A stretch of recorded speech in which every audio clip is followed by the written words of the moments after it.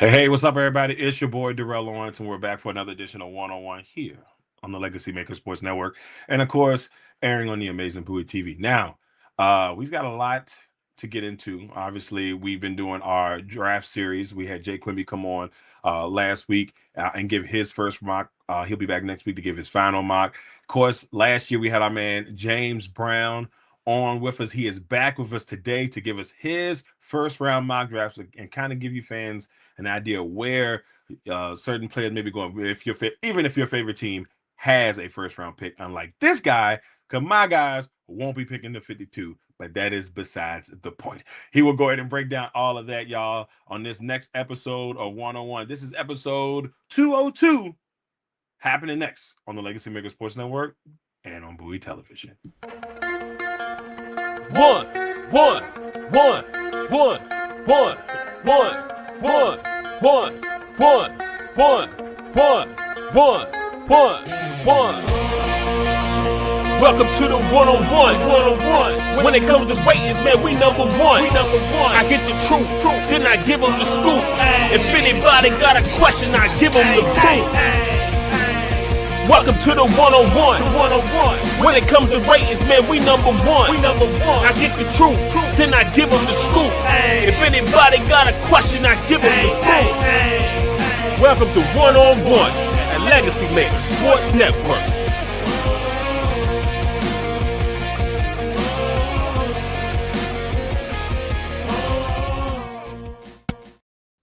Hey, what's up, everybody? It's your boy Darrell Owens once again. I got my man James Brown with me here for episode 202 of One on One. Now, before we get into a couple of things, I want to give a real quick shout out to my guy Aaron Russell, former coach of the Richmond Spiders, who is a four-time guest here on One on One, is now the head coach of the Virginia Cavaliers women's basketball team. So another team that I really care about in the Richmond Spiders, who have broadcast games for the last couple of years or last 4 or 5 years.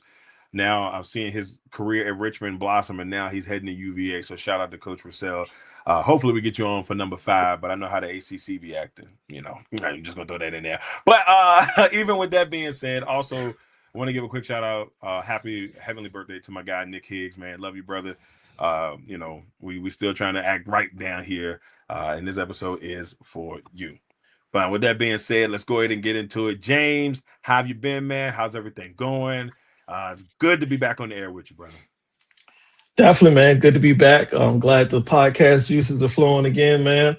Excited to be back. Can't wait to get into this mock draft with you and kind of see your insight and perspective on, how the draft might go down this year. It's in Pittsburgh. We got the Raiders on the clock at number 1. We might all kind of know where it's going, but can't wait to talk about it. Yeah, there's a lot of very interesting. This draft to me has a feel that we may only see one quarterback drafted in the first round. This draft has that vibe. There may be another that sneaks in. In most drafts, you can say, oh, even if the quarterbacks are not that good, they still kind of sneak in there. And we've seen that in the past. The last draft that was like this may have been that 22 draft when Kenny Pickett got drafted by Pittsburgh, and that was pretty much it. After that, it was just like we had to wait till Willis gets picked, and it was just so on and so on. And that's the vibe that I feel in this one, James. Definitely, man. I feel like this is definitely a 1 QB class at the top of it. I feel like the rest of the guys that we will see eventually go throughout the weekend probably be 2, 3. And then, I think even last year we had our guys going first and early. And then after that, it was a real drop off, and it really didn't pick back up until 4th, 5th round and from there. So I feel like this class being, I guess, evaluated worse than that previous class, it might be rough for the quarterback position this year, unless some teams get quarterback happy and overvalue it, as some teams tend to do. But that's the excitement of the draft, man. That's why we love it. That's why we tune in to see what's going to happen, who's going to go where, and what leaps and bounds some teams may make. Well, with all that being said, and that's where it's going to be so interesting. This to me feels like a big, like if you got a defensive need, this is going to be one of those drafts you could really find some defensive gems, maybe even some offensive linemen that could really help out in some places. But with that being said, we're going to go ahead and jump into it. James, we're going to start with your mock here, brother. Like, you've got a very interesting mock, a very fun mock, and we're going to start off with the number 1 pick The Vegas Raiders are on the clock, and they went with. Do, do, do, do, do, do, do, do. So, kicking things off, man, I think we all know where the Raiders are going with this one. They're going to go quarterback at the top of the draft, and they're going to take the best quarterback in this class, Fernando Mendoza, Heisman Trophy winner, national champion out of Indiana. The Raiders need a quarterback. They're playing a division where you have Patrick Mahomes, Justin Herbert, Bo Nix. They need a guy under center that can help them compete against those teams in the AFC West. Mendoza is definitely the best quarterback in this class. I'm not sure how career-wise he's going to stack up against his soon-to-be peers in the AFC West, but I do believe that if Vegas can insulate talent around him, that this could be fruits of their labor, man, and he could actually go out and produce. It'll be something like he did do at Indiana. I believe, if he can kind of be that point guard type quarterback where you don't necessarily have to rely on him to win the game, but if he can come in, manage, he may not be a game changer, but I definitely believe that he can help this team get some W's. And I definitely believe he's going to be better than anything they've had the last few seasons under center in Vegas. Yeah, it's going to be a very interesting, next season, I guess you can say, for Vegas. I mean, they really went out there in the offseason, picked up some pieces. They got a little bit, definitely to me, got better on defense. And even after trading Crosby and then getting him back, it feels like they're even better because now they got Crosby back along with all of that defensive talent. So the Raiders feel different. Now, I don't know if that's going to translate on the field yet. To me, it still feels like they need pieces offensively. And, Mendoza being that first piece, getting in there to do his thing, having Kirk Cousins to come in and somehow get another guaranteed contract, even if it's for a year. But he's once again, he's been able to lock in that. But I like this move because even if you decide not to start Mendoza, if for some reason Kirk Cousins just feels like the right person to be his mentor. They seem like they have similar personalities. Hopefully they don't clash. But I love the move by Vegas by bringing in Kirk Cousins to help to mentor Mendoza. Definitely. I mean, I believe him and Kirk not only have a similar personality, I believe they play the game similarly. In Kurt's situation, while he has the ability to take over some moments, obviously he's always been a quarterback where you would rather have him manage the game, where he doesn't always have to necessarily make the big play. He's got to avoid the big turnover. And so I do believe that based upon that, like I said, the personality, mindset, ability, both to play the game and physically, I do believe Kirk can come in, kind of show Mendoza the ropes, show him, hey, here's how you study film, here's how you prepare. And since he'll actually be on board with it, unlike the situation that took place in Atlanta, maybe Kirk will be more willing to take Mendoza under his wing and, kind of show him, hey, here's how life is done in the NFL. Yeah, if anything, I think Atlanta may have been a humbling experience for Kirk. And he knows, look, Kurt's up there in age now. And obviously he was a free agent. And if teams wanted him, they could have went and got him. And I think he's probably starting to realize now, hey, I'm at the end. If I want to keep a job, keep the money flowing in, I got to play the part right. They're not going to be hurting if Kirk Cousins has to come in because, God forbid Mendoza has an injury. I still think they're going to be okay football team. So the AFC West got a little bit more interesting with Mendoza heading there along with Kirk Cousins. At number 2, the New York Football Jets. James, a lot of people said players just don't even want to go there. But I guess somebody has to get picked there. They spoke the other day, I think it was yesterday, David Bailey was supposed to go to a top 30 visit. David Bailey said they was like, no, that's not happening. That's insane to me for somebody who is a need.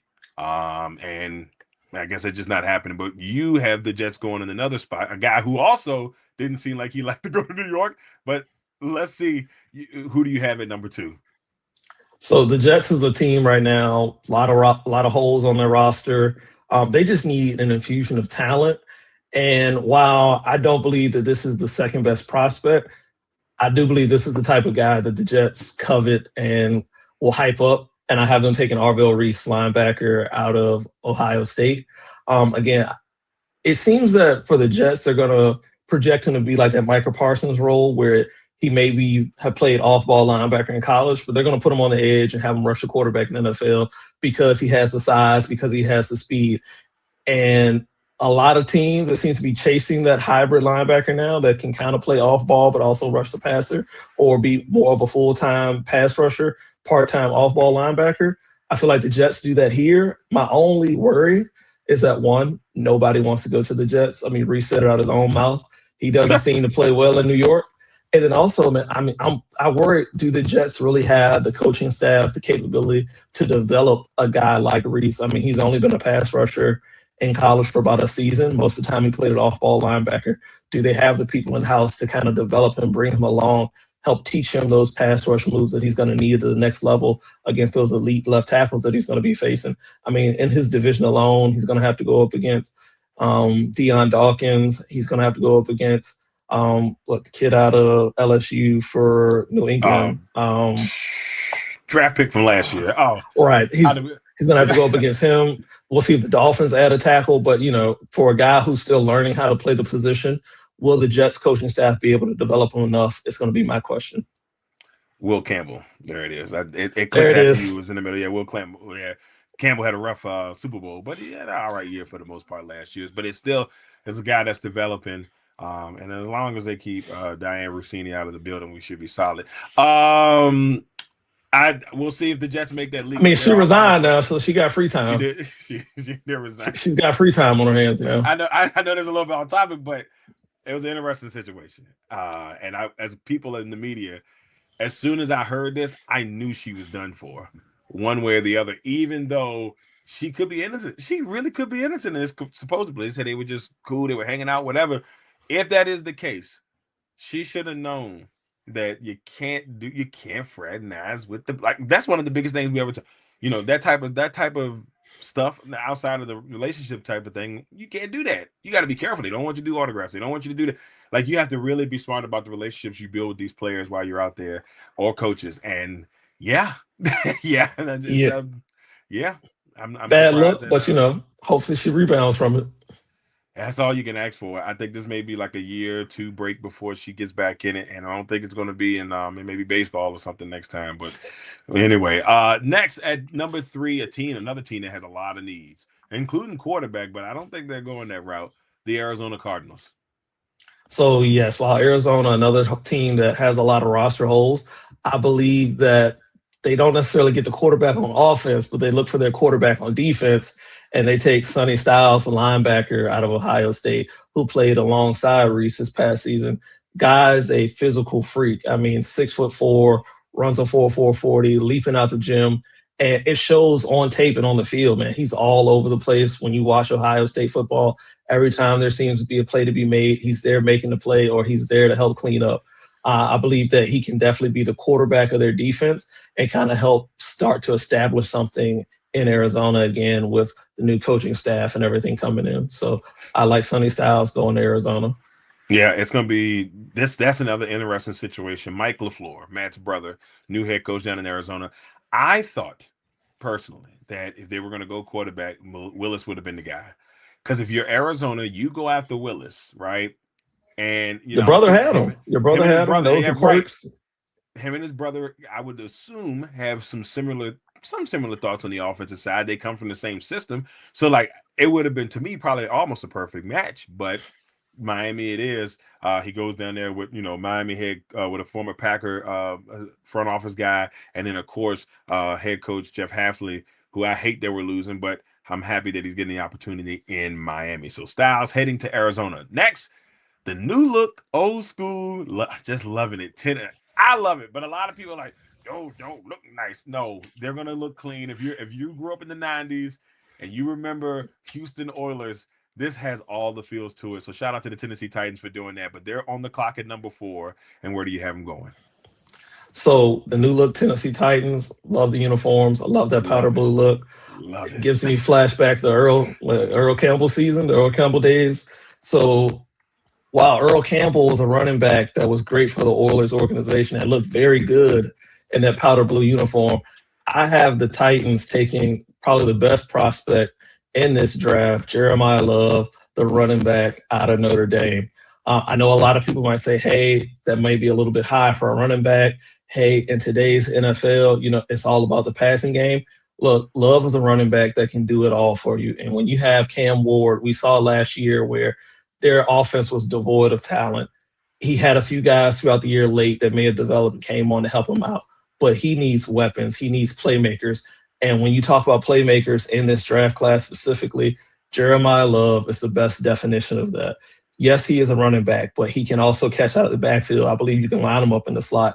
Hell, you might can even slide him out wide and run some trick plays with Tony Pollard and the other one, Tajay Spears. So Jeremiah Love, he may be listed as a running back, but he's an overall playmaker. And I believe Tennessee can take him to the next level, and he can help Cam Ward lead that offensive charge in Tennessee going forward. Yeah, I love this move. When I first saw somebody mock this, I said, "Yeah, that sounds right." Pollock's a good back, solid back. But if you bring Love and you already if Ridley can stay healthy, out there they've got pieces. They're still working on things, but I could really see Love coming in and being a huge help to Cam Ward. Along with Tony, of course, with Tony Pollard. But there's a couple teams here I could also see Love going. New York wouldn't surprise me. It might a little bit, but it wouldn't surprise me. They kind of got a decent running back thing going on there with Scatterboo and Tracy Jr. Then the Browns could be a team I could see it happen. The Commanders actually had one of the best running teams in the league. I think they may have been number one rushing wise last year. But a lot of people in Washington were screaming for that. There's a lot of talk that there's no more Kamara in New Orleans, but they still have Etchen. Yeah, Travis Etienne. It's Etchen. It's Etienne to me. I don't care. He can be mad all he wants. That's what they've been calling. He let it fly for years. He's Travis Etienne, but Travis Etchen. He's there now. But if they want to go to two backs, maybe. Kansas City has Walker, so maybe not. But then again, you never know. The Bengals could definitely use him. So there's a couple teams in this top 12 here that could use him. And Miami has the other H-in. He didn't show up to a voluntary camp today, and it's spelled completely different. So we'll see. But I love this pick right here, James, to see Jeremiah Love going to Tennessee. At number 5, the New York Football Giants on the clock. Giants are on the clock at number 5. You have John Harbaugh, who's coming in from Baltimore, trying to establish a new culture in New York. And we've seen how Harbaugh teams were led in Baltimore. It's all about ground and pound, the run game, running the football. And so I believe with Jeremiah Love being off the board, they go Francis Muaga, tackle out of Miami. He's a guy where he could be a tackle at the next level, but he could also project to being a guard. And for the Harbaughs, they love the trenches. They love line play. And so this is a guy that you can plug into your offensive line, whether he starts at guard and then kicks out to tackle, or he's a permanent guard for you. He's a guy that can help move the line of scrimmage, can help create holes in the run game, can help keep your quarterback clean in the pocket. And now with New York having Jackson Dart, you have to invest in the pieces around him. You got Malik Neighbors for him on the outside. You have a decent run game. Let's keep him clean. We saw last year he took some hits. He had some concussion issues. Let's make sure you can keep him upright, keep him clean going forward. Francis Muaga is a guy that you can plug and play from day one and get the job done. Yeah, Dart definitely showed some moments last year. I got a chance to see him in person, and when I saw him in New York, he was fighting. He was in there. They fought hard in that game, but offensive line help is definitely a need, and I love this move here. At number 6, the Cleveland Browns, another team that can go a multitude of places. The Browns, another team, man, where any player they pick up wouldn't be a bad fit. I mean, they could use a guy at almost everywhere except edge rusher or pass rusher because you got the guy in Myles Garrett. But I have Cleveland going Spencer Fano, tackle out of Utah. Again, with Cleveland potentially haven't found their quarterback, whether it be the remains of Deshaun Watson, the emergence of Shedeur Sanders, you got to keep him upright, regardless of who's going to be for you under center for you this season. You got to keep him in a clean pocket. I believe Fano is a guy that can come in from day one, whether you start him on the right side or whether he takes over at left tackle, plug and play guy to help keep the pocket clean in Cleveland for whoever the quarterback's going to be this year. Yeah, another interesting scenario. Fano definitely coming to help on that line. Who's going to be the quarterback? We know it ain't going to be Gabe. Yeah. Dylan Gabriel. I'm throwing all my words out there, but Dylan Gabriel's not. That shows right there that he's not going to be the guy. Nobody knows his name. No, can't even remember my guy's name. Other than he's an Oregon, he's a short guy, and I don't hate the guy. I just look, Cleveland put that man in the worst situation possible last year by drafting Shedeur. That late. When they didn't drafting 2 quarterbacks, you should have just stuck to your gun and said, "This is where we're going." But that was a Cleveland Browns move. Even with that, now you have Deshaun and you'll have Shedeur. And that gets interesting. I mean, because look, money wise, hey, Deshaun Watson is the guy who you're paying a whole bunch of money, and you got to figure out if he's still worth the money. Then Shador is a guy who, yes, made the Pro Bowl. I don't know if it counted some out, but he did play well down the stretch for Cleveland. So, and he got him some wins when they weren't winning before he got in there. So, that's going to be a very interesting dynamic in Cleveland. At number seven, a team that the year before last was in the NFC Championship game, and then they reverted back to their old ways a little bit, going 5-12.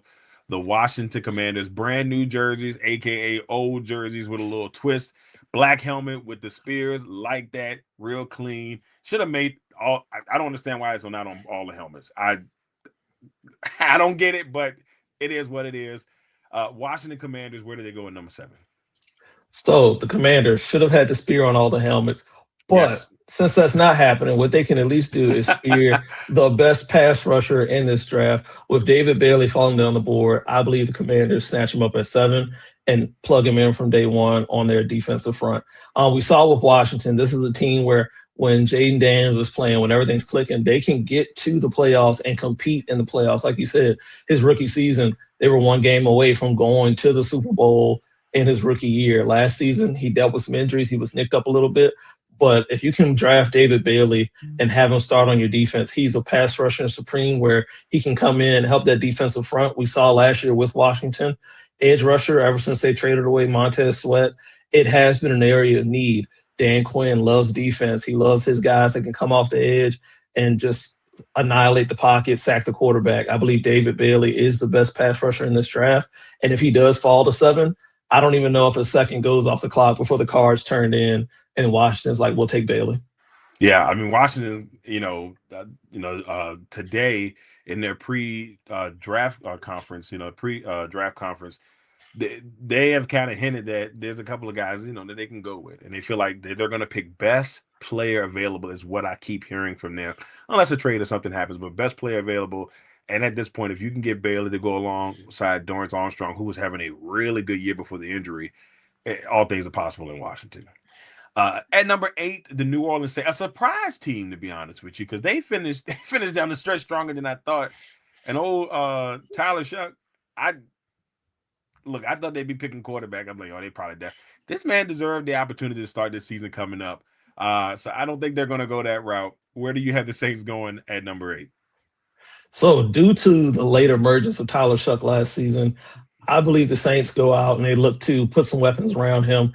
I have them taking Carnell Tate, wide receiver out of Ohio State, with their pick at number eight. I mean, again, I believe that we saw the Saints offense last year. Shuck had his moments where he looked like lightning in a bottle. He had some games where I think he put up like 200-300 yards, a couple of touchdowns here and there. But in order to sustain that success and hopefully take it to the next level, he needs another weapon on the outside. He needs somebody opposite Chris Olave because long term, we don't know if the Saints are going to pay Olave or not. And then also from a health standpoint, Olave has dealt with some injuries throughout his career. So I believe you can add Carnell Tate, a guy who could potentially be a wide receiver one, but at worst is your wide receiver two. I believe he can come in, help stretch the defense, also play the middle and underneath routes. And so this is a guy that you can bring in. Kellen Moore can help develop him, and he can go hand in hand with Tyler Shuck for hopefully that connection that goes forward in New Orleans. Yeah, I like the move here. Give it an all Ohio State theme going on the outside there in New Orleans. But they're another team that just needs pieces. But they looked good towards the end of the season. They upset a lot of people last year at the end. I know the NFC South was like, hey man, where are you guys doing, man? Like, what are we doing here? And they were just playing spoiler last year. That's what they did those last 4 or 5 weeks. NFC South, man, you never know what you're going to get. You never know. I mean, look, did we have Carolina winning it last year? No, I don't think Carolina had Carolina win it. I had Carolina playing. I did say in this at first episode of the pre-draft I keep saying pre-draft, but in the power rankings last year, I said there was 5 teams that I picked that I think would shock. I picked the Jets. I picked the Giants. They both disappointed me. The Giants probably should have been better what they are because they lost a lot of games when they were up by 10 and they ended up losing the game at the end. They lost like 5 games like that. And then I had the Patriots who went to the Super Bowl. I had the Panthers who made the playoffs, and then I had the Jaguars who made the playoffs. So I felt good. I'm like 3 out of the 5 did well. When I do it this year, I don't know where I'm going to go with that, but we'll see. But 3 out of 5 ain't bad. At number 9, we've got the Kansas City Chiefs. The last time they picked this high, they got old Patrick Mahomes. Where do they go at number 9? So the Chiefs, after having a down season, I believe they benefit from the Mahomes injury in a sense where they finally get a chance at an opportunity at a top 10, top tier talent. At number 9, I believe the Kansas City Chiefs see that Ruben Bain is still on the board and they go ahead and swipe him up, bring him on out to Missouri. And so they go Ruben Bain Jr., pass rusher out of Miami. The Chiefs are another team where offensively, they have quarterback. They just have to continue to add around Mahomes, maybe get him another weapon or so. I believe they can do that later in the draft, but I believe a bigger need is getting some bodies on the defensive side of the ball where a lot of their former stars are starting to age or have already departed the team. And so Spags needs some more guys that he can coach up. Ruben Bain is still on the board. I believe the Chiefs swipe him up and add him to that Spagnola defense and allow him to chase quarterbacks in the AFC West going forward. Yeah, look, could be a good move here. There's a lot of great talent on that defensive line. With Chris Jones being there, who knows? Help bring that young man along. And it's just weird, But I got a weird feeling they're going to be back and they're going to figure it out. Even with Mahomes being injured, maybe he'll be back in time for the beginning of the season. At number 10, the Cincinnati Bengals, a team that was just miserable on defense last year. The Bengals, their entire draft should potentially be defense. But here, number 10, I have them going with Caleb Downs, safety out of Ohio State. The Bengals are a team that's devoid of talent on the defensive side. We saw that they added Shamar Stewart, hoping that that could help bolster their defense and hopefully help alleviate some of the pressure on their pass rush. We saw that didn't work, and they decided, hey, we'll double down on that and make our pass rush better by letting what's my man's name? Trey Hendrickson. Trey Hendrickson. They decided, hey, we'll go ahead and let him walk to Baltimore, and somehow our pass rush will get even better. But we saw the Bengals defense in the past, man. They looked great when they had a premier safety on the back end and Jesse Bates III. And so I believe they go after Caleb Downs here and plug him into that defense and hope that he can have a similar impact that Jesse Bates used to have roaming the secondary back in Cincinnati. Well, they like I said, any defensive help is good help in Cincinnati. Just hope they don't do him like they did Stewart last year and try to give him some bogus contract. So whoever goes to Cincinnati, you make sure your agent get that straight right off the bat. At number 11, the Miami Dolphins. At number 11, the Miami Dolphins, they brought in Jeff Hafley, defensive-minded head coach. I believe he starts making things right in Miami by taking a swing on defense, and he takes Jermod McCoy, cornerback out of Tennessee. I know a lot of people may be cautious of McCoy because he had the ACL injury that prevented him from playing this season. He missed all of it, but we've seen that he was able to rebound. He's had his pro day. He looks good physically. He still has his explosiveness, all the traits that he needs to succeed at the next level. And I believe the Dolphins take a shot here. I believe based on his physical traits, his explosiveness, the way he plays the game, that he could potentially emerge as the top cornerback in this class. The Dolphins take a swing on that, having a new regime, and they add McCoy to their secondary. Yeah, the Dolphins seem like a team that are going to be – they got rid of a lot of pieces, so it's going to be interesting to see how they kind of retool. Chubb gone, Waddle gone, and who else is gone? There's a lot of people gone. It was somebody else that they – H-Ham potentially gone. H-Ham they're talking about trading him potentially. Tariq Hill, who's still a free agent, by the way, ladies and gentlemen. Tariq Hill is still out there, which I think he ends up in Kansas City. I'm just going to throw that out there now. I think they bring him back in and try to redo it again, but we'll see how that goes as we get closer. So guys like that, they let loose. Tariq Hill, 2 seasons from, 2 years ago, Tariq Hill was killing them. Like I saw it in person. Like he gave the Dolphins, he gave the Commanders every bit he had. Yeah, he had like 300 yards that day. It was crazy. I'm like, yeah, he out here hurting folks. So you can't tell me it's not still there. Plus, he got to pay those baby mamas. A lot of kids. Things got to go his way. So we'll see if Tariq Hill get back on that.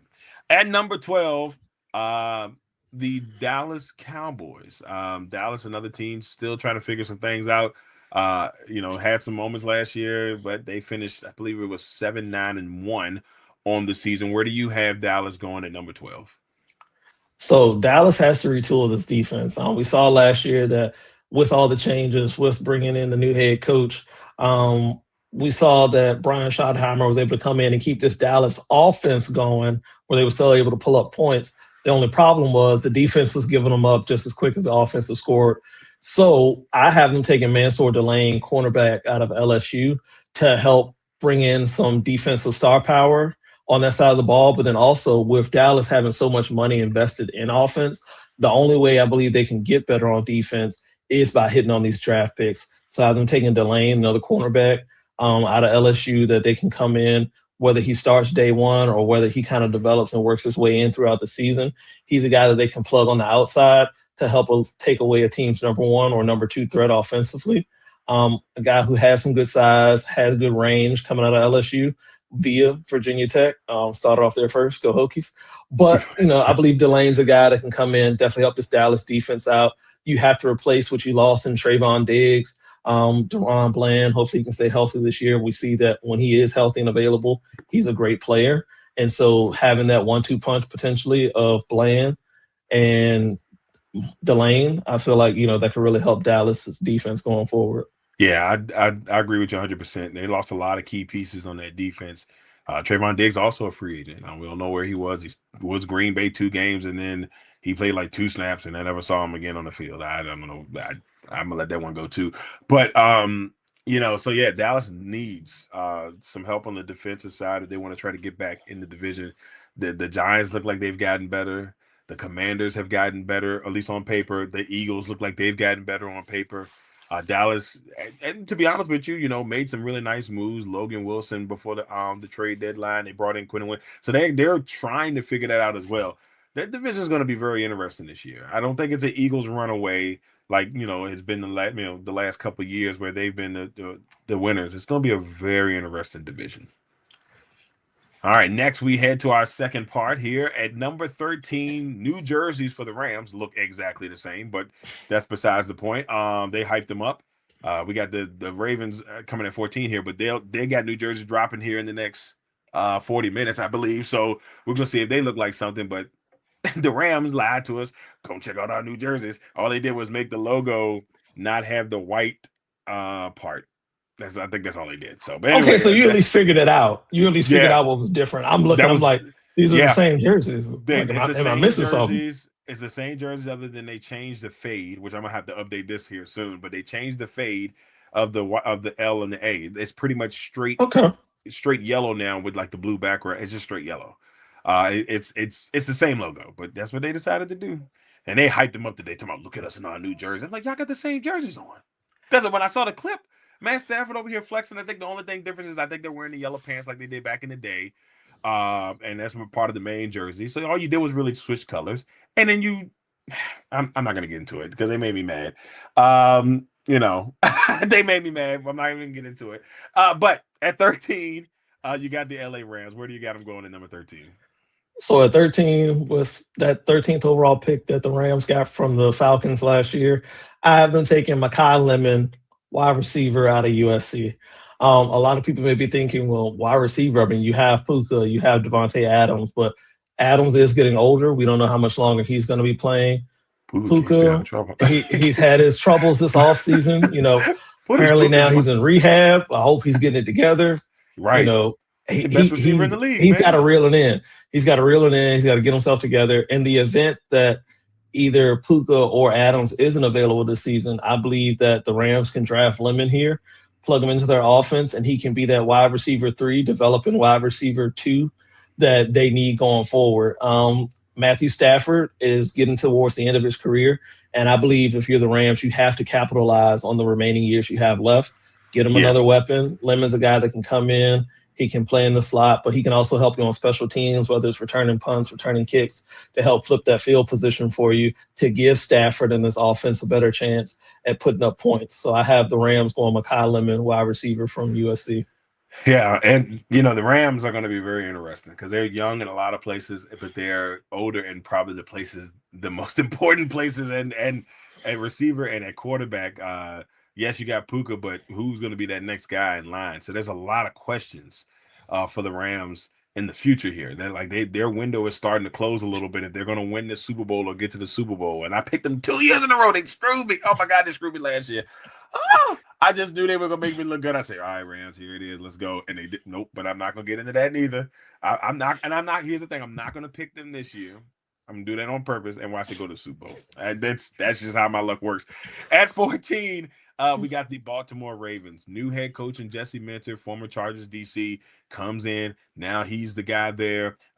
Anthony Weaver, former Dolphins DC, former Ravens player. He comes in and to become the defensive coordinator there. A lot of new things in Baltimore. Still, you guys still got one of the best quarterbacks in the league. Where do they go at 14? So Baltimore's an interesting team because I believe they also can go a bevy of different ways just because of some needs that they have, but then also the kind of luxury they have of being great drafters, being able to fill out their roster. I believe if you are Baltimore, if you truly believe in Lamar Jackson going forward, you got to invest in that and you have to get him another weapon on the outside to go along with Zay Flowers. He needs more than tight ends. You need a guy that can dominate on the outside. And so I have them taking Jordan Tyson, the wide receiver from Arizona State. Tyson's a guy where coming into the season, he looked to potentially be wide receiver one in this class. He's dealt with some injuries this year. I believe even in the offseason, he had a hamstring issue that's kind of kept him held back from being able to work out, being able to perform. I believe he does have a workout scheduled here, I believe Friday, maybe tomorrow, or maybe early next week to kind of show that that hamstring is healing up. He is good to go. If he can prove that, I believe if you're Baltimore, you draft him and you add him into your offense because, again, on the outside, you have Zay Flowers, who at his best is a good to great talent. And then opposite him, you have Rashard Bateman, who I believe at his best is a good receiver. And if you truly believe in Lamar Jackson, you need to get him an elite weapon on the outside. And when healthy, I believe Tyson can be that guy for you in Baltimore. And so that's why I have the Baltimore Ravens taking Jordan Tyson at 14. Yeah, I like this pick. I think they got three major needs mentally, right off the top anyway. I think receivers one. Tight end, yes and no. I feel like you can go tight end a little bit later because Mark Andrews is getting a little bit older, but that's something you may have to address. You lose Kohler to the Chargers, so you got to look at those two things. But offensive line is huge too, and I think that if they don't go receiver here, in my mind, I think offensive line is where they go. They could go D line too, but I think it's receiver, O line, maybe D line, and then I would say probably the tight end position. But we'll see how they go there. At 15, one of the players that you the team that you can't get my words out. The player that you have going to the Buccaneers was a player that the Ravens were really looking at. Who do you have at 15? I couldn't get my words out. I knew I was trying to figure out what it was going to say, but whatever. Y'all knew what I meant. Shoot. Definitely. Again, the guy I have going at 15 is a guy that Baltimore could be looking at because, again, they could use offensive help, but based on the interior. And this is a guy that I ain't even going to try to pronounce his name, but offensive guard from Penn State, man. I believe that if you're the Bucs, you also have to capitalize on your quarterback situation. And we see when Baker Mayfield is healthy, he is one of the top quarterbacks in this league. He may not be top 5, but he's definitely top 10. Maybe borderline top 5 when he's at his best and when he's healthy.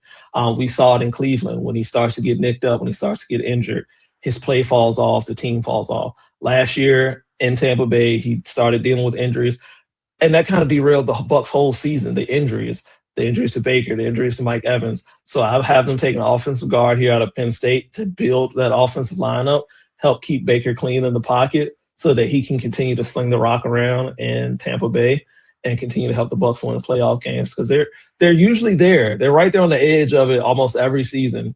And last year, I believe the injuries truly held them back. So they upgrade the offensive line here and help keep Baker upright. Now I don't know. We're gonna see if Google Translate can help us with his name. There you go. So we're gonna go with that. Maybe Google Translate got it for us, but a very talented guard out of Penn State. At number 16, their second pick here in this first round, the New York Football Jets. Where do you have them going? So the Jets, again, a lot of people believe this could be where we see Ty Simpson potentially go. I still think it's a little bit too high for that. If I'm the Jets, I do want to build around the quarterback position. And again, I have them taking Kenyon Sadiq here, tight end out of Oregon. And while he's listed as a tight end, I think he's just a pass catcher. You could potentially play him outside. You can play him in the slot. You can play him offline at tight end. He's a guy that with the ball in his hand, he makes plays. He creates a lot. We saw him hurdling defenders last year in the bowl game for Oregon. Like he's an athletic freak at the tight end position. He's a guy that you can bring in and he can play opposite Garrett Wilson. We saw that the Jets, they need help, or Wilson needs a guy on the opposite side that defenses have to worry about. I believe Sadiq can be that guy they can bring in to help not only Garrett Wilson, but potentially whoever's going to be under center for them. He's a playmaker. He's something that this offense truly needs. And if you have those two weapons on the outside, or you have those two weapons you have to worry about in the passing game, that'll just open up things in the run game for Brees Hall even more. So if you're the Jets, you have to build up this roster. You have to find playmakers. Here at 16, I have them taking Kenyon Sadiq. And honestly, Sadiq is a guy that potentially Baltimore could be targeting as well. Yeah. So I feel like in this range, it's a good spot for him. For here, this mock draft, I have him going to the Jets.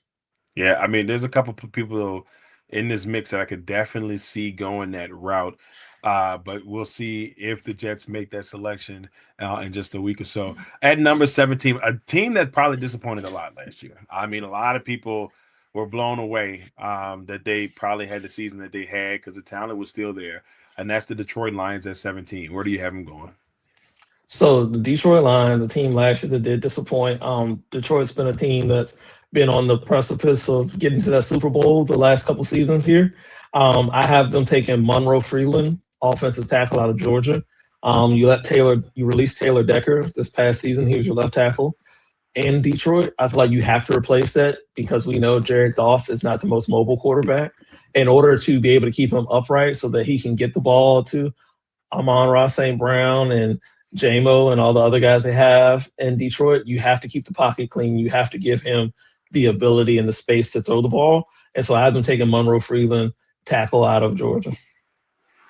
All right. So, yeah, that gives him a little bit of boost on that line. Jared Goff, who's had all world seasons the last couple of years and he was top 3 in passing yards this past season. So he's still a very valuable piece. He's been to the Super Bowl. He's taken this team to the NFC Championship game. There's still talent there in Detroit. We've all seen that when teams lose coordinators, things change. That's what happened here. They lost 2 coordinators. They lost they lost Ben Johnson to the Bears. They lose Glenn to the Jets. They may get him back at the way that things are going with the Jets. I ain't even trying to be mean. That may be the way it ends up happening. I want Aaron Glenn to succeed so bad, but I feel like he's gonna get done dirty. And it is what it is. But we shall see. At 18, the Minnesota Vikings, who was one of the hottest teams that last month of the season, when I had a chance to go up to Minnesota to watch them take on the Commanders, they were 4-8, and they finished the season 9-8. They were undefeated in December. They just looked great the rest of the way and got some big time wins. What do you have them going at 18? At 18, I have the Minnesota Vikings taking another defensive back. We know they love their defensive backs in the Minnesota. I have them taking Dylan Thieneman, safety out of Oregon. I believe Thieneman's a guy that can come in and be that instant replacement for Harrison Smith when he decides to finally hang him up. Until then, you could play both of them in the back end on safety. Again, Minnesota's a team where they have been near that edge of making the playoffs or being a wild card team. They bring in Kyler Murray. They still have Jettas on offense. You have Jordan Addison still. If you can bring in a playmaker on defense, a guy that can help get the ball back to the offense, which I believe Thieneman can be, that can really help their team going forward and compete in an NFC North that has a lot of great offensive talent now. It's crazy. It's crazy how talented they are in the North, and bringing Kyler Murray in just makes everything. Like, I would have picked Minnesota to win the division last year if Sam Darnold was still there. That's who I wanted to pick. But once he wasn't there, and I was just like, I don't know how I feel about McCarthy. That's why I went them going last, and then they ended up finishing, I believe, second. So it wasn't too bad. I mean, they were tied with the Lions for second. But this team, I know they had to be sick of this summer to see Sam Darnold go win the Super Bowl. I mean, because I remember saying, hey, you can't let him go. That you cannot let him go. I mean, you did this with Case Keenum. They get to the NFC Championship game and you let him go, and yeah, they bring in Kurt, but he only gets one playoff win after that. So you ruined chemistry, and they had to rebuild it. They've done it again. They let Donald go, and you saw there was chemistry. They were 14-3. Had a great defense to go along with somebody who knew how to run the offense. What happens the next year? He goes 14-3 with the Seahawks. They Super Bowl champions. They got to be sick to their stomachs. Never won a Super Bowl, 0-4 in the Super Bowl, and you can't get it done. Whew. I mean, it made me smile. But that's besides the point. If you're a Vikings fan, you got to be sick to your stomach. You just got to be. It's crazy, James. Crazy. At number 19, we got the Carolina Panthers, a team that surprised a lot and made it to the playoffs last year, won the division. Still kind of a shock by that. Where do you see the Panthers going at 19? At 19, I believe the Panthers try to capitalize on what they saw out of Bryce Young last season. We saw they went out, they got Darrell McMillan for him, number one wide receiver threat. I believe they try to add on to that and draft KC Concepcion, wide receiver from Texas A&M, a guy who probably starting out, maybe he plays a little bit more special teams, punt returns, kick returns, but the guy's a burner. He can definitely stretch the field. He's got blazing speed. He has somewhat of a drops issue at times, but if he can put it all together, I believe he's a guy that can come in to Carolina and definitely take over the wide receiver 2 position for them and kind of help out where Darrell McMillan may be lacking, the underneath game or that mid game. I believe that KC Concepcion can come in and help the Panthers with that. And again, at this point, they have to see if they're going to extend Bryce Young going forward. And so getting them another weapon, giving them the opportunity to kind of spread the ball around a little bit more and see if he can truly put up those same performances that he had last season and see if he will be the guy in Carolina going forward. Yeah, this is a big year for Carolina because now you're going to get a first place schedule. So that changes things a little bit. You're going to get a first place schedule. You're going to see those first place teams. So now I'm interested if Carolina can keep things rolling. Canales has done a really good job there. Obviously, since they benched Bryce Young from that time up until now, he has done nothing but improve, which is good to see, which is crazy because our man CJ Stroud has done nothing but, at least it feels like he's regressed since that amazing rookie year. So those two will always be compared to each other. Bryce Young might be a monster that took. I said Bryce Young might be like the little monsters before they transform, and he took CJ Stroud's talent, and now he's got it. And Stroud's just sitting there like, well, what happened? Oh man, where's my time? Like Charles Barkley when Charles Barkley was trying to go play basketball with the girl and he blocked this shot. That's what's happening right now. Now, hopefully they figure it out. But yet, we saying all this about Stroud, but they've made the playoffs every year he's been there, and they've been in the divisional round every year he's been there. They just haven't been able to get over bounced every year. He's been there. They have not been able to get over that hump to get to the AFC Championship game, but they will at least make the playoffs, and they will at least keep butts in seats there in Houston for now. At number 20, their second pick of this first round, the Dallas Cowboys. The Cowboys are back. Second pick in the first round, and they're back to drafting defense again. I have them taking Keldrick Faulk, pass rusher out of Auburn. This is a kid where he has the measurables. It's just about putting it together at the next level and seeing, how his skills translate, seeing what type of pass rusher he can be. This is a guy at Auburn who was projected to be all SEC, 10 plus sacks a season.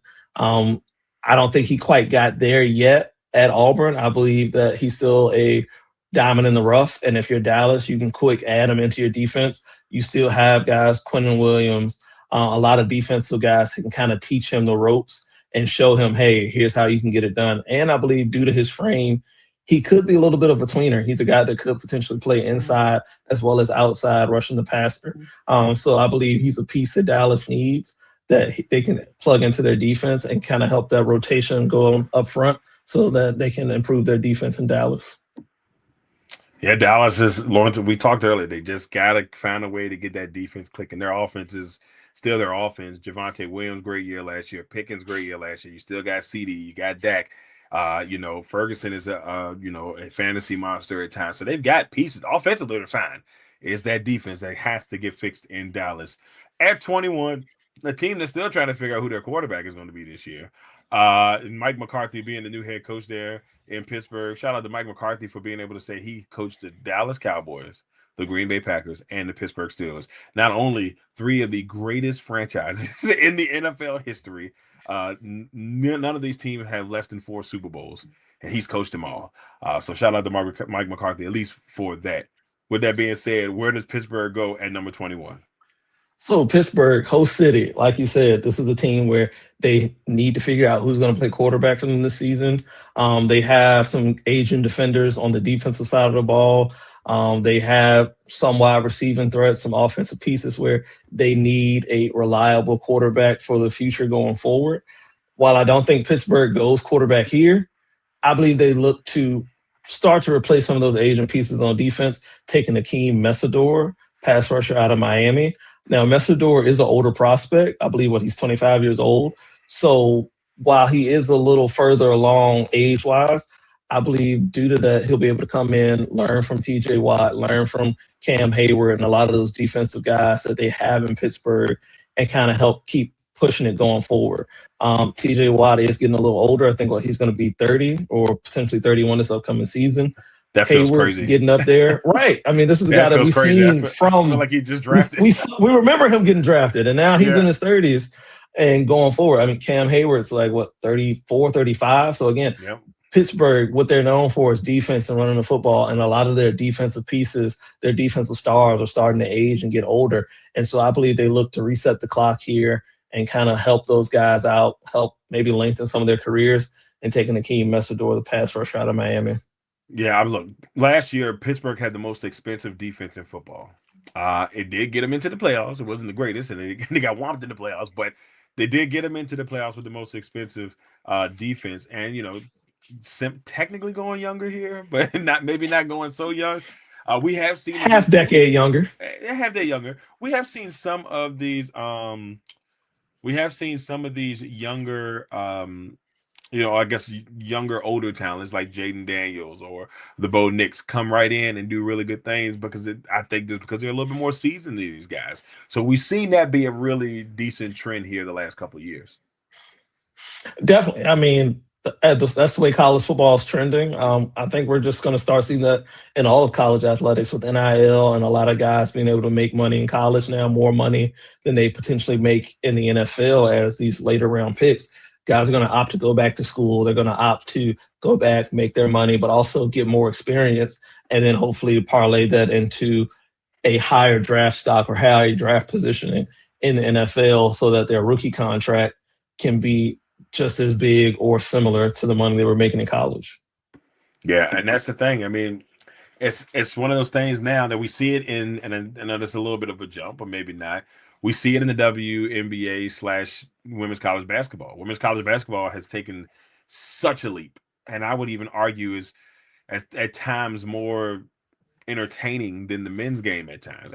I mean, not all the time, but they're competing at a level now that I think that it's almost fair.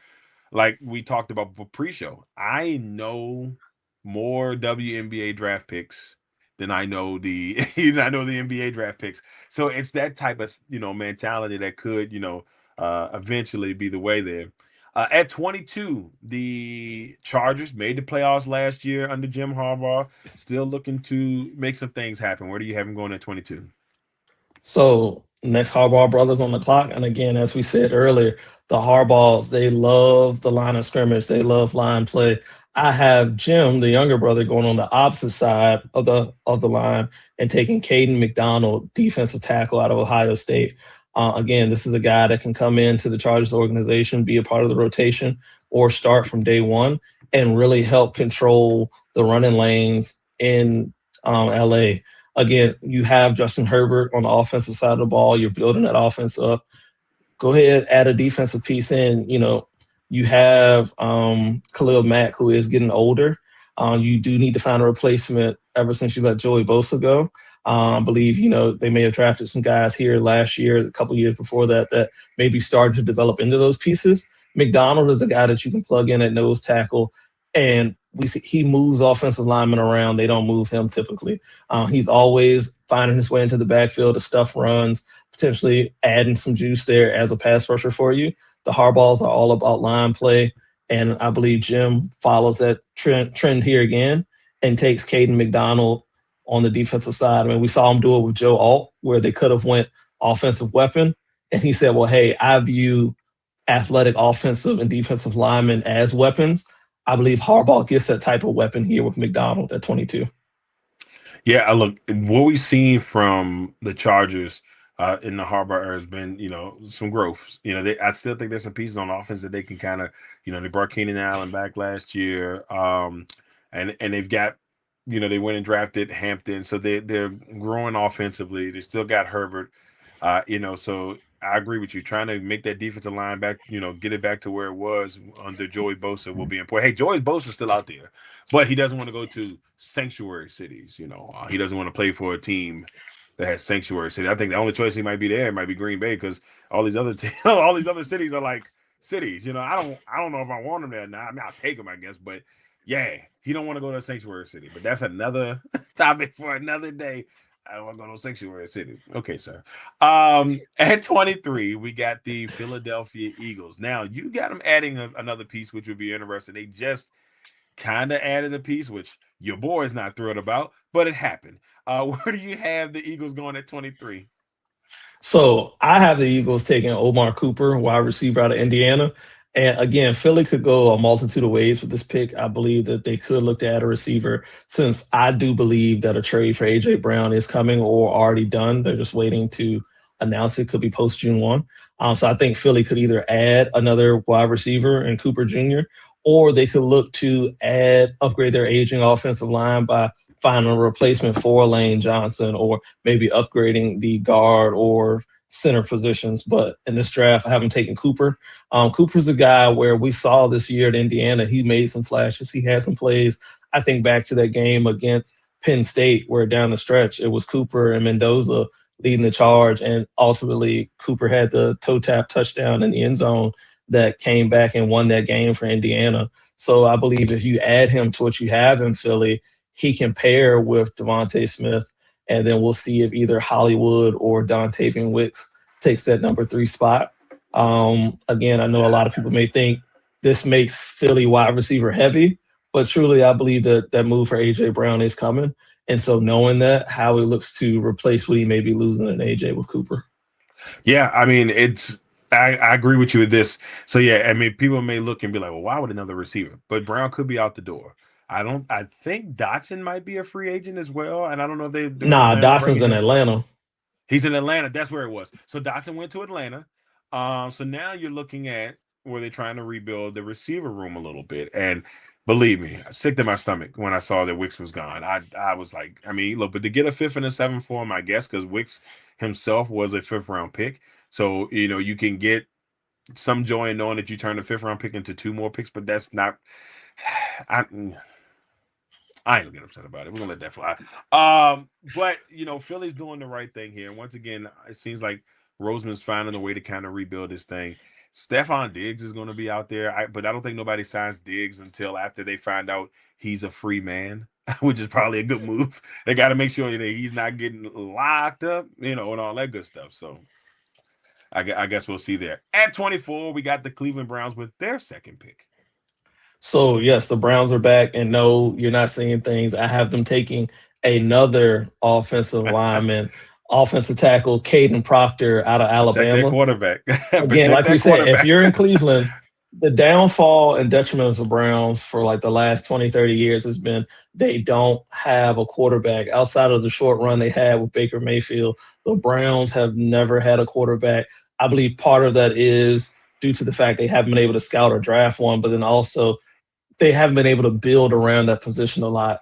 Again, I know it's not the sexy pick. I know it's not the best thing that a lot of fans would like to do with having 2 first-round picks. But if you can solidify your offensive tackles for the next 5+ seasons due to these rookie contracts, you can really build a lot offensively and build this Cleveland Browns team into a franchise that can compete in the AFC North and in the AFC and give a guy like Myles Garrett some hope going forward that, hey, I'm just not out here for nothing. I'm just not out here getting cardio every Sunday. So I do have the Browns taking Caden Proctor. And again, he's an athletic freak at the tackle spot. I mean, we saw games at Alabama where they're running screens for him, and he's ahead of some of the receivers getting down the field.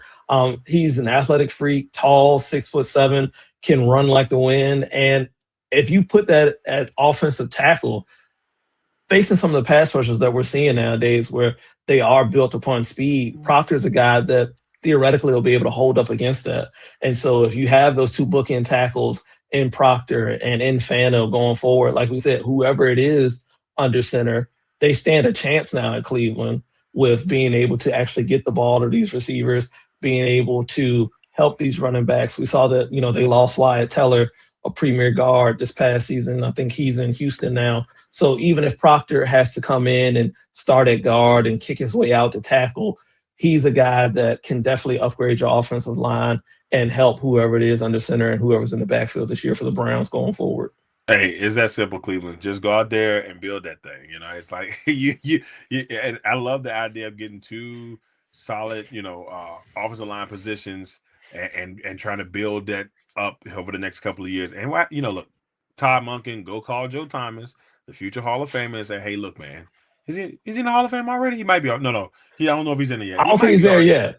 He's He close to should it. be, though. If he's not in now, and I probably should know this, but if he's not in now, the future Hall of Famer, when he does get in, go get this man to teach this team, teach those young guards the dream. It's the only right thing to do.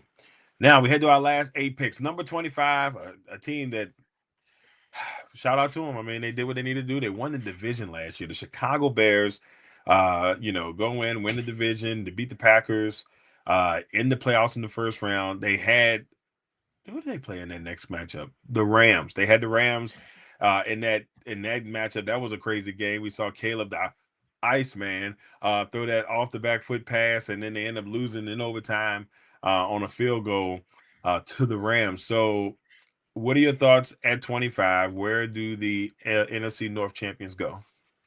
So I believe the Bears go defense here. We saw last season that offensively, adding Ben Johnson, they was able to pick things up. Caleb Williams started to look like the Heisman Trophy winner that he was at USC.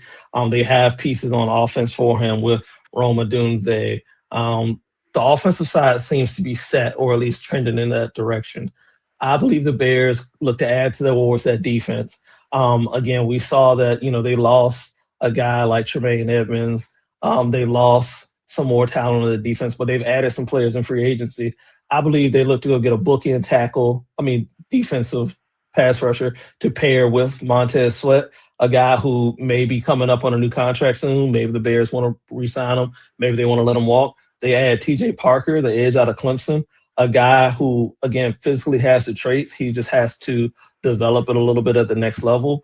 Again, Clemson had a down year this season just across the board, and I feel like that's impacted a lot of their guys and a lot of their draft stock. But I believe Parker is a guy that he comes into the right system. You coach him up, you can turn him loose, and he can help this Bears defense get back to being the monsters of the Midway. All right, at 26, you got the Buffalo Bills. Some changes there. Brand new stadium. They're going to have a brand new stadium this year. Seen some pictures of it from the out. It's still going to be an outdoor stadium. I guess they still want the snow in there, so no retractable roofs up there in Buffalo. They say you're gonna come up here, it's gonna be cold, and you're gonna like it. How do you see Buffalo going in at 26? So the Bills, they have their quarterback on offense. They got him a weapon and trading for DJ Moore. I think they look to get their quarterback of the defense, and they take CJ Allen out of Georgia, the second best linebacker in this class. And then they plug him right into the middle of their defense from day one and kind of let him cope, kind of let him work that thing out. I mean, I believe Allen's the guy that we've seen at Georgia. He's the star of their defense this past season. He's the leader on that defense. If you are the Bills, you need a guy that can come in on defense, rally the troops, kind of get them playing at their top level like Allen does on the offensive side. And so quarterback on offense, Allen, quarterback on defense, CJ Allen, Allen and Allen. I believe that's the way Buffalo goes. And I think, honestly, that may help with getting them over the hump. We've seen the Bills have always been on the precipice of, making that playoff push to potentially get to that Super Bowl. The NFL, they changed the rules for Allen. They got him those overtime rules to help get him to the next level. He hasn't done it yet. Maybe getting his running partner on defense and CJ Allen helps get them there. And so we'll see what the Bills can do this season. I love the Allen and Allen reference. And for those who are listening to this and like Allen and Allen, hey, if you're from Richmond, about Allen, Allen, Allen, and Allen. When we were kids, it was just Allen and Allen. Then they threw two more Allens on there. So it's Allen, Allen, Allen, and Allen, the law firm here in the Richmond area. So shout out to Allen, Allen, Allen, and Allen. And if y'all want to go ahead and sponsor, by all means.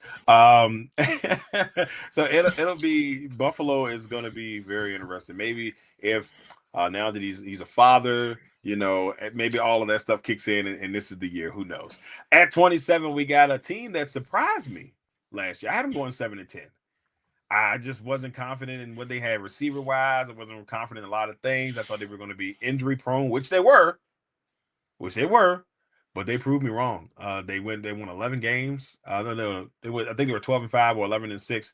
They made the playoffs, get beat up by the Seahawks. Talking about the San Francisco 49ers. Where do you see them going at 27? At 27, I have the 49ers taking Blake Miller, offensive tackle out of Clemson. Trent Williams is getting up there in age, man. I think my guy's gonna be 40 this season potentially. Yeah, he's up there. Yeah. He's up there, and whether he retires or whether his deal runs out, because I do believe he's towards the end of his contract, the 49ers have got to start thinking about the future, got to start thinking about his replacement. I believe Blake Miller is a guy that they can bring in. He can learn under Williams, and maybe he starts off at right tackle, and then when Williams does retire, he kicks over to left tackle. But this is the forward-thinking move for San Francisco going forward to help keep their offensive line intact. Honestly, outside of Williams, their offensive line is pretty ragtag team of guys they've thrown together. They do need some infusion of talent there because, again, we know Brock Purdy isn't the biggest guy. And in order to keep that offense going, in order to keep McCaffrey clean, you have to be able to block. You have to be able to create running lanes for him. And I believe Miller is a guy that can come in, learn from Trent Williams, and help make that a thing in San Francisco going forward. I've said a lot of times I feel like Kyle Shanahan is the best coach in the league because even though maybe he doesn't have the Super Bowl, man, when I'm telling, no matter what the situation is, your team falling apart at all costs, they find ways to win. I mean, Purdy goes down, Mac Jones comes in there, does a great job, great enough of a job that people thought he was going to get maybe get traded this offseason and lock in and be a starter on another team, which he probably could start on another team. Then maybe he becomes the Sam Darnold, and he goes to San Francisco, sits most of the time, and pops back out and goes to a place and does great things. Maybe that's Mac Jones, Mac Jones. And then, you see the receivers, this is gonna sound bad. Persol has not been the same since he got shot. And so he just can't stay healthy.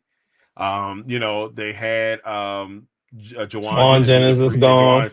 He's a free agent. He couldn't stay healthy. Ayuk said, I ain't coming back. We still don't know what's going on there. We still don't know what's going on. They've been saying he's going to be a commander for months. I don't know if that's happening, but he's going to be out there. We can't talk about a guy who's really talented, and I don't know if it's whatever's going on with him. It's way more than what we know, and I don't think they've given all the information. And so when you see all that stuff, and you still make the playoffs and win games in very impressive fashion, you got to give a shout out to him. So it's hard for me to say anything bad about Kyle Shanahan. Yes, I know you can. I know there's a lot you can say about Kyle Shanahan, James. You can probably throw some stones at that man, and I would get it. But when he played a part in it. Yeah, he played a part in it. It's all his fault. He played a part in it. Yeah, it's all his fault. We all know. We're not going to get into that. There's bad memories. At number 28, the Houston Texans. So the Houston Texans, again, this is another team where they've always been in the mix. They've been competing in the division, but they're also been in the mix for playoff spots and making playoff pushes. I believe in order to help get them along, they go Emmanuel Pregnon, offensive guard out of Oregon, because, again, we've seen with Houston, their offensive line is a developing group. They've tried throwing picks and pieces at this over the past decade or so to kind of help build it up. And it hasn't all quite come together yet, but I believe they found some pieces last year and taken Ariante Ursary, tackle out of Minnesota last year. They give him a running mate on his side to help keep C.J. Stroud clean in the pocket, and they take Emmanuel Pregnon out of Oregon. And again, at this point, you have to figure out if C.J. Stroud's going to be the rookie version that we saw that could lead your team and get you to the playoffs and actually play well, or if he's going to continue to regress to this latest version we've seen. I believe if you invest in that offensive line, that helps him maybe get some of that confidence back, maybe help him develop his game a little bit more. And we see if he continues or if he goes back to taking that next step into being one of Yeah. those thought of as elite quarterbacks or up and coming quarterbacks in the NFL. Well, everybody thought it. I mean, we thought like year two he's going to cook. Obviously, they made the playoffs, but we saw and they did It have a just little wasn't bit the of same. regression. Yeah, it was a little bit of regression the second year. This last year, it was hard to watch at times. He got hurt. Davis Mills come in and they still were able to do some things with Davis Mills, who's probably a guy who could probably got shafted in all of this because he didn't play bad when he was starting. He just didn't have people, and he didn't have D'Amico Ryans at the time. So it's almost like, hey, but with watching that performance in the playoff last year was hard to watch. I know we talked about it in our group chat, and it was hard to watch. Like I'd say that you got to take the man out because at this point it's a confidence booster. Like his confidence looked like it was being destroyed every time. Some of it was his fault, some of it wasn't. It was just hard to watch. So hopefully they'll figure it out in Houston, man. Hope they'll figure it out in Houston. At 29, the Kansas City Chiefs. Now I forgot who they got this pick from. Trading Trent McDuffie to Yeah, to the the Rams. And so Rams. yeah, this is the Rams pick at 29. Where do you see the former Super Bowl champion Kansas City Chiefs going at 29? So again, the Chiefs got this pick because they traded away a DB and Trent McDuffie. I believe they add a DB here in Emmanuel McNeil Warren, safety out of Toledo. And again, this is a piece where you just giving Spags another body on defense that can potentially be a playmaker and help get the ball back to Mahomes in that offense. We saw McNeil Warren this past season. He's a defender where he plays all over at all three levels. He can make plays at all three levels. And again, you're just giving Spags another guy that can come in and make plays for this defense. We've seen what he's been able to do with developing DBs. I mean, we saw it with Marcus Peters, we saw it with McDuffie. Spags, for whatever reason, is able to just develop defensive backs at the next level, finding guys at these smaller schools or finding guys at these little known schools that you wouldn't think twice about. They go to Kansas City, Spags develops them, and you're just like, man, how did everybody miss on this guy? How did everybody pass on this guy? And so I think McNeil Warren is another guy that they look to add to their defense and keep the ball rolling in Kansas City. Yeah, the defensive backfield was something they definitely needed some improvement in after trading Duffy away, but they felt confident enough that they could do that. I guess with these two picks in the draft, it's going to be very interesting where they kind of figure everything out there. Real quick, everybody, for those watching, the Ravens have dropped their new uniforms, and guess what? They look exactly the same. Get out of There's here. it's close. The purple and the gold jerseys from last year, which I really like, by the way. Those purple and gold jerseys were really nice. The white jerseys are pretty much the same with the purple pants. The only difference is the outline is black in the numbers. The white jerseys are the same. I mean, the purple jerseys are the same way. White pants, number, same dream, white, but the black outline. To me, that's the only difference. And then they have a all black jersey, and the helmets are matted. That's the only thing that I can see differently. And it looks like the Raven has red eyes, like a dark red eye on there. So I'm gonna go back and like check that out at some point. But yeah, that's what's going on there in Baltimore. Just wanted to throw that in there real quick. At number 30, the Miami Dolphins with their second pick. So the Dolphins, they got this pick from the Broncos for trading away Jalen Waddle, and I believe they add a Waddle replacement and getting Denzel Boston, wide receiver out of Washington. Again, different play style from Waddle, more of a bigger body receiver, not as twitchy, not as fast as Waddle is. But if you're going to invest in Malik Willis in Miami, you got to have somebody for him to catch passes. We Somebody. saw that they let Tyreek Hill go. They released him. You traded Jalen Waddle.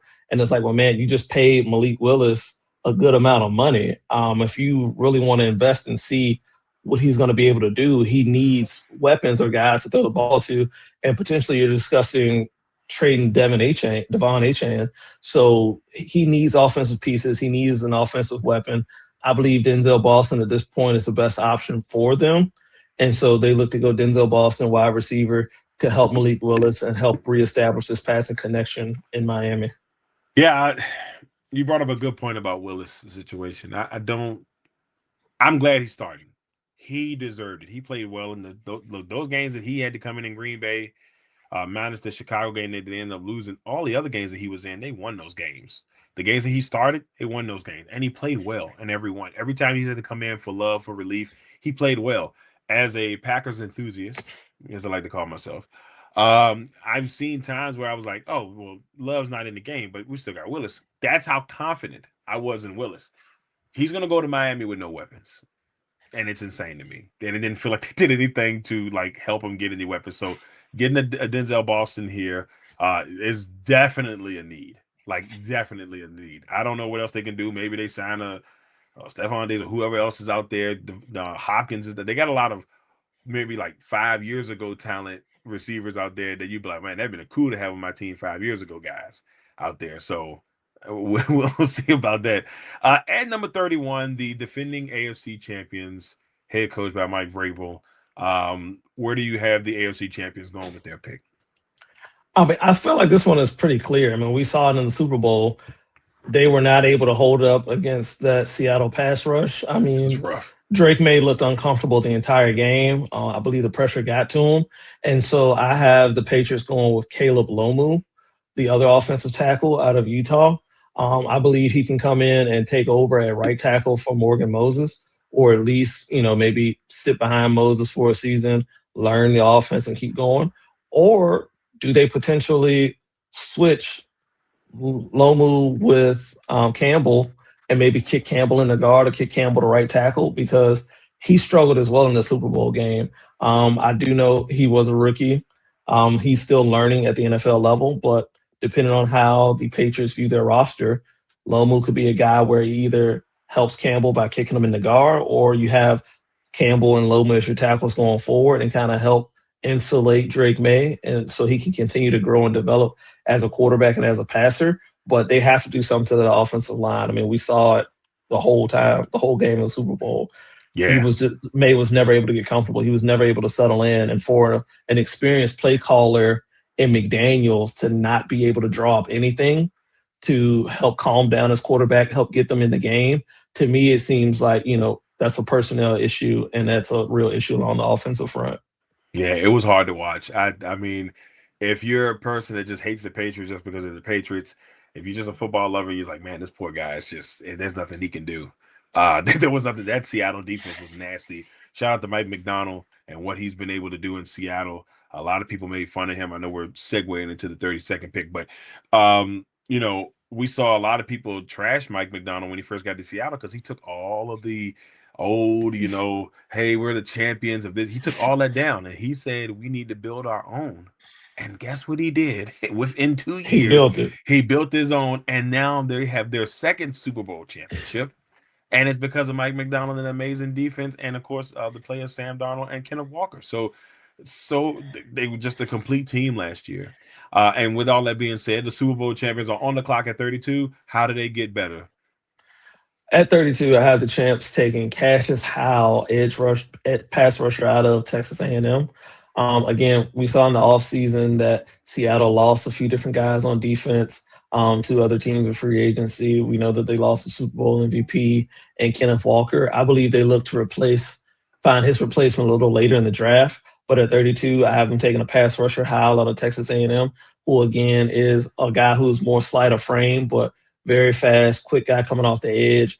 And at this point, it's all about rebuilding that defensive line room, rebuilding that pass rush room. And so with a guy like McDonald, we know he's able to develop defensive players. And so I have them taking Cassius Howell here. We know offensively they seem to be set at quarterback. You got JSN. You've started to pay these guys their money.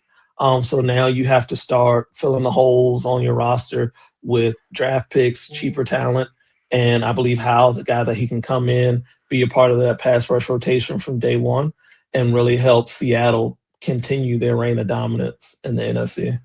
Yeah, Seattle, last time they won the Super Bowl, slowly but surely, that's when we started seeing the decline. It's hard. When you win the Super Bowl, people want Super Bowl players on their team and they're going to pay high money. We started seeing that a little bit. Kobe Bryant is now in Chicago.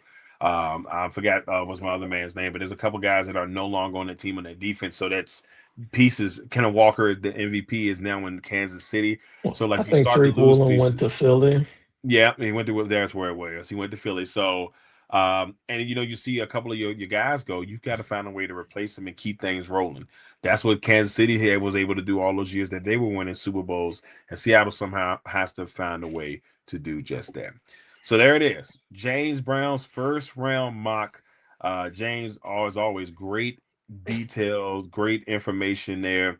And before we get off of this bad boy, we always like to do our sleepers. And so first, I want to give your offensive sleeper here. This young man from Indiana. Good luck saying that name, sir. I'm waiting to hear you say this. Oh no, this one I got. So this is Riley Nowakowski, tight end from Okay, okay, Indiana. okay. Again, I like him because I believe while he's listed as a tight end, he has some positional flexibility where he could be a tight end or he could be a fullback for you in today's offense. He's a pass catcher. He's a great pass catcher. He can help set the edge when he is playing on the line at tackle. But also, we saw in Indiana where they used him in the backfield and they had plays drawn up for him as a running back or as a fullback where he's actually scored touchdowns and made plays. So I believe due to that positional versatility, in the right offensive scheme, the right offensive system, he could really thrive, really flourish. I think as of right now, he's maybe sixth, seventh round projected pick. But if you can think of a running back kind of like a Kyle Juszczyk, a guy where, yes, he's listed as a fullback, but he does so much for the 49ers and their offense, I believe Nowakowski could be that type of impact player for an offense in the league here. Yeah, I mean, look, Indiana came out there this year, shocked the world a little bit. We knew they were good. We didn't know they were in the national championship, but they were able to do that, go 16-0. A lot of talent on this team, a lot of former JMU Dukes. So the Indiana Dukes did a really good job, including the head coach, did a really good job of going out there. So some people say it feels like Virginia got a championship in some form or fashion, seeing all those former JMU Dukes get in there. And on a lot of those players were division or the B. The FBS level. They weren't even on the bad boy level. So it's just a fun thing to see. So shout out to Indiana on such a great season. And this is the sleeper pick we'll be all waiting for to see where he ends up. And then we head to your defensive sleeper pick. And once again, have fun. You said you were confident in that last name, and we were working on this pre-show. So let's see what you got. So for my defensive sleeper, I have safety Xavier Wampa out of Iowa. Again, this is a safety where he has a prototypical build, 6'2", about 210 pounds, and he can cover wide receivers. He can cover running backs out of the backfield. He can cover tight ends. I feel for Wampa, it's all going to be about defensive scheme and fit. Can he get into a system where the coach can develop defensive talent? If he can go to a place like a Seattle and maybe pair with Nick Eamon-Warwick, that safety combo potentially, if he could go to a place maybe like Kansas City and work his way up, or Baltimore, a lot of these places where, you have defensive staff, defensive guys in place to really help develop these players. I think he's a guy where, again, he may be a late projected pick at sixth, seventh round, but he has value. And we've seen Iowa's been able to turn out some defensive backs here. Riley Moss, cornerback / safety for the Broncos, Cooper DeJean, nickelback for the Eagles. So he has some NFL pedigree due to where he went to school, and Iowa, a school that's known more so for their defense than their offense. I believe Wampa's a guy where he can kind of continue that Hawkeye tradition of being a great DB at the next level. I feel like every year we get somebody from Iowa that's just a stud. Like it may just be one. But every year, I feel like there's always one guy from Iowa that just comes in the league Somewhere and along that defense. yeah, somewhere along that defense and does a really good job. I think one year they had Noah Fant offensively, uh, Noah but Fant. Well, they've really on always both had one. sides, trenches Yeah, and defensive yep, players. yep. They've Tristan had guys. Wirfs, Hmm. Tristan Wirfs, Noah Fant, Jack Campbell, linebacker for the Lions. You have, like we said, Cooper DeJean. What's You my man over have there? Buffalo. There's a guy that went to Buffalo. Oh my hmm, goodness, he was on the D line. Oh my God, the guy that went to Buffalo on the D line a couple years ago. AJ Epinesa. There Is you it AJ go. Epinesa? Yeah, Vanessa. Yeah. So every year they've got a guy. They're going to have one guy that shines up in the league. They may not be a superstar, but they're going to be productive. So this could be your guy right here. All right, James. There it is. James, before we run away, what are your thoughts in your draft? What are you liking overall on how this thing played out? So again, I feel like this year with the draft, it could go so many different ways. We're starting to hear buzz now about teams that are looking to move up, move down, because a lot of teams I may believe may be coveting assets for next year's draft, where it's believed to be a little bit more quarterback heavy. So while we may not see a lot of quarterbacks going round one on next Thursday night, I believe it will be exciting. I believe we will see a lot of moving parts, a lot of moving pieces.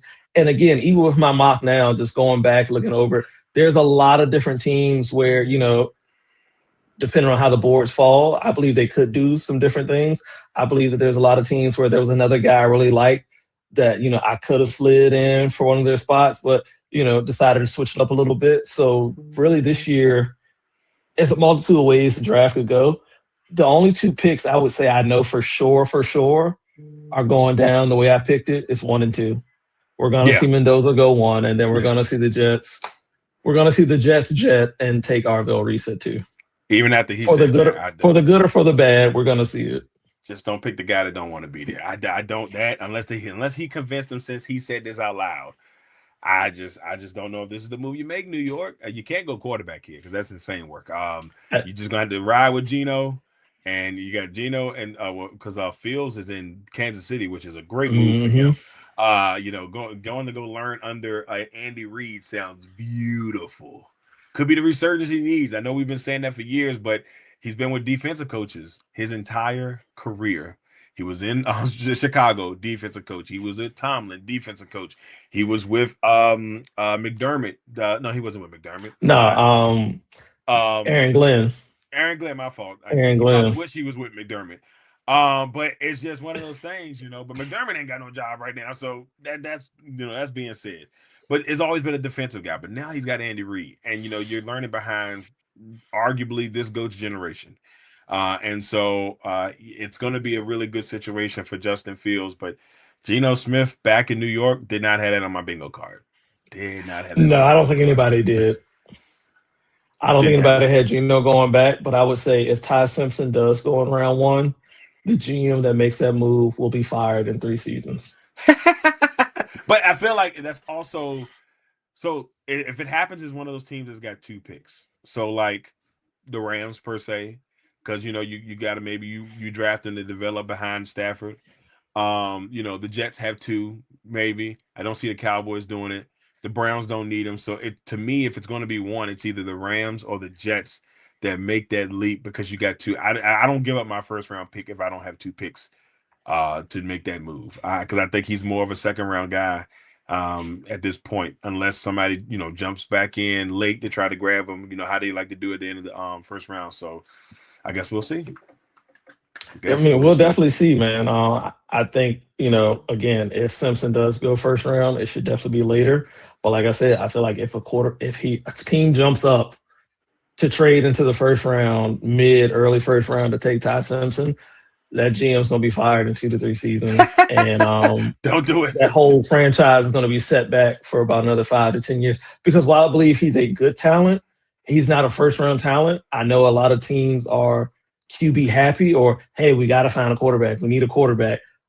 I don't believe you should sell the farm for Ty Simpson. I Nah, mean, we man. haven't seen who was the last Alabama quarterback that truly came into the league and starred.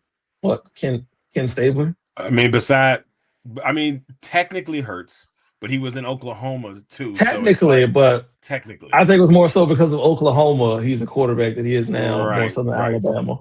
And then Tua's gonna get a shot, Tua, Tua you got a know. shot, and then he paid him too much, and now he's in Atlanta to see if Michael Penix can be as good as Tua Tagovailoa. Eh, we'll I see how know, that one man. goes. I'm sorry, man. I'm sorry. I know it's tough, but I mean, there's so much talent on that offense. It's unfair to see. You see, it's hard when you see the talent there, and you say to yourself, "God, we've got talent. Why is this going the way it's going?" So hopefully, prayerfully, for the Falcons fans out there, including yourself, Stefanski and the guys can figure it out. I mean, that's all you can hope for in a division that you never know what you're going to get every year. So there's a chance in that division. Definitely, man. There's a chance. I like the moves. again, for us, it's just going to be consistent quarterback play. Can we find a quarterback who can consistently play well Right. week in and week out? If we can find that, there's enough talent around that position in Atlanta to carry this team. Yeah, if you Just can got to get find Tua a quarterback that's consistent enough. if Whether you it can be get Tua, whether it yeah, be Penix, consistency is going to be somebody. what Somebody. somebody's got to come in and consistently play this year in Atlanta. It's so crazy. All I know is if you can get Tua from a couple years ago, you might be all right. Non-injury, going to work Tua, then you might be all right. 2023 Tua, yeah. Yeah, if you can get 2023 Tua in there somewhere, maybe, just maybe. All right, everybody. Once again, thank y'all all for tuning in. And I know you're probably saying, when is Legacy on Fire? Me and James been talking. We're going to figure this thing out here. The goal, ladies and gentlemen, is to bring it back after the draft. So, and your boy gets back from Family Feud. So that's a whole nother story for everybody out there. But that's the plan. We're going to bring it back here soon to try to get some talk some off season, get into all that stuff. So once again, everybody, thank y'all all for tuning in. Any last thing you got to say, James, before we go? Hey man, glad to be back. Can't wait for the draft next week. Always an exciting time of year to see how these things fall out, who's going to rise, who's going to fall, and see what the chatter is going to be about this year. Well, we shall see next week. So make sure y'all tune in. It's going to be on ESPN, NFL Network. They cousins now, so I'm interested to see how that works. But make sure you check in and all that. That's where the draft will be going on for 3 days. I'm Darrell Owens. That's James Brown, LegacyMaker Sports Network. We'll see you all next time.